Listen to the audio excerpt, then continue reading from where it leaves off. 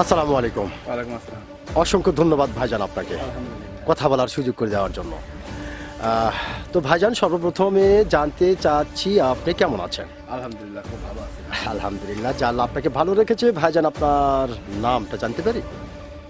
অবশ্যই। বলেন তো। এরশাদ ভাই, এরশাদ। এরশাদ, সুন্দর একটি নাম আপনার, অত্যন্ত চমৎকার একটি নাম আপনার। এবং আপনার নাম শুনে এবং আপনাকে মোটামুটি সামনাসামনি দেখে যেটা বোঝা যাচ্ছে, আপনি কিন্তু অত্যন্ত একজন সাহসী মানুষ। জি।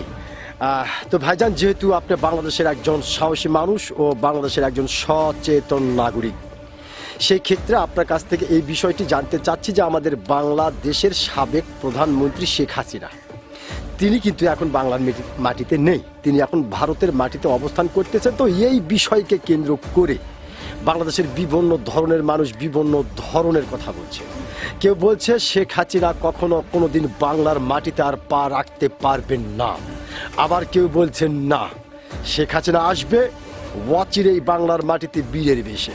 আবার কেউ বলছে হলে হতেও পারে, তবে তার জন্য একটু সময় লাগতে পারে। তো ভাইজান, আপনি একজন বাংলাদেশের সচেতন নাগরিক ও বাংলাদেশের একজন সাহসী মানুষ হিসাবে আপনার কাছ থেকে জানতে চাই যে আপনি কোনটা মনে করেন? না, আমি মনে করি অবশ্যই হাসিনা আসবে। তার কারণ উনি গণতন্ত্রের মানুষ করেন না, আর পাশাপাশি ওনাদের বাংলা স্বাধীনের পিছনে আমাদের ফ্যামিলির বিশ্বাস অনেক বড় ধরনের অবদান আছে, যা বাংলা আরও 10টা ফ্যামিলি থাকলে তাদের অবদানটা বেশি। আর পাশাপাশি উনি মুক্তিযুদ্ধের পক্ষের একজন দলের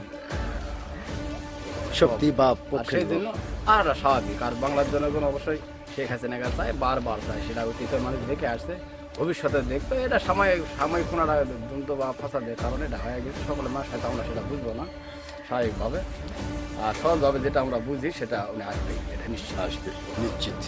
আমার দিক দিয়ে আমি নিশ্চিত। আপনার দিক দিয়ে। ওকে ভাইজান, যেহেতু খুব সুন্দর করে এবং সাহসিকতার সহিত আপনি কথাটি বলেছেন, সেক্ষেত্রে আরেকটি বিষয় জানতে চাচ্ছি, যদি আপনি অনুমতি দেন। অবশ্যই। ওকে, যেহেতু একটি বিষয় নিয়ে একটি অকারণে বেকারণে ঘটে গেছে, তো সেই ক্ষেত্রে যেহেতু আপনি বলতেছেন আসবেই, তো সেক্ষেত্রে আপনার কাছে যেহেতু উনি এখন নাইও, কি দেখে বা কোন আইডিয়াতে বর্তমান পরিস্থিতি বা কি আপনার কাছে মনে হলো যে এখন আসতেই পারে বা আসবে? না, বিষয়টা হলে কি, এই বাংলাদেশ আরো অনেক পূর্বে থাকা, যখন ভঙ্গুর অবস্থা যায় তখন আওয়ামী লীগ বারবার ফিরে আসে। আর এটা হলো কারণ, আরো অনেকগুলো কারণ আছে, সেটা আমার চাইতে আরো পূর্বে মানুষরা ভালো বলতে পারবে। আমি যতটুকু জানি যে বাংলাদেশ, আমার বয়স আমি যতটা দেখলাম আজ থেকে বছর 20-25 বছর আগে, আমরা নিজেরা কিন্তু বলছি, আরো 10 জনকে বলছি কি আছে বাংলাদেশে। আর এখন আমরা সেই ব্যক্তিগুলো কিন্তু বলি যে কি নেই বাংলাদেশে।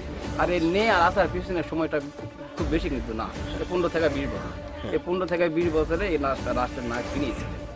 আর থাকার কারণে এই নাই কি আছে বাংলাদেশে, এই শব্দটা কিন্তু 15-20 বছর আসা হয়ে গেছে কি নেই কি বাংলাদেশে। নেই বাংলাদেশে? আর বেশি কিছু বই আর লাগে না, এর মধ্যে মানুষ বুঝতে হবে যে আসলে বেশি অসংখ্য আর ধন্যবাদ। আসবে, এটাই মূল কারণ, আসবে। অসংখ্য ধন্যবাদ ভাইজান আপনাকে। আপনি বেশ কিছু গুরুত্বপূর্ণ কথা বলেছেন এবং অত্যন্ত সাহসিকতার সহিত কথাটি বলেছেন। আমি আশা করব আপনার সত্য কথা বলতে সমস্যা পড়ে না। আমি আশা করব আপনার এই গুরুত্বপূর্ণ কথাটি বাংলাদেশের অনেক মানুষের হৃদয়ে গেঁথে থাকবে। অসংখ্য ধন্যবাদ আপনাকে।